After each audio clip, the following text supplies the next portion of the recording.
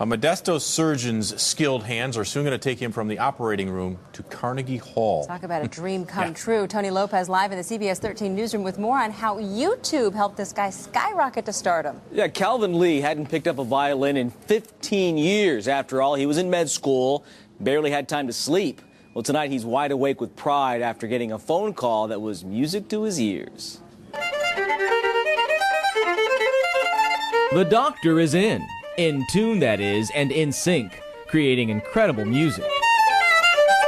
Yep, I said doctor. You see, the same fingers that dance along the strings of this violin stick patients with needles. Dr. Calvin Lee is an acupuncturist and a surgeon, and now he's an award-winning musician.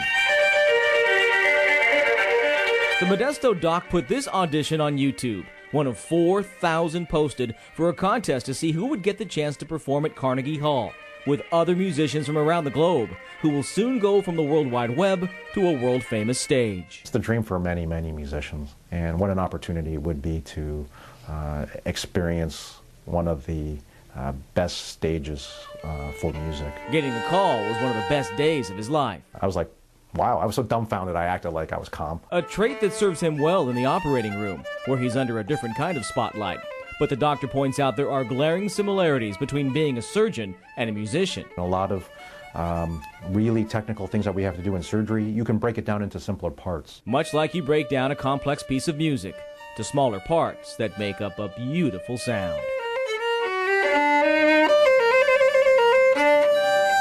Very nice. Dr. Lee takes the stage at Carnegie April 15th. Big question is, then what, Tony? Then what? Right. Talented guy. Yeah, thank you. That is a great piece. Good for him.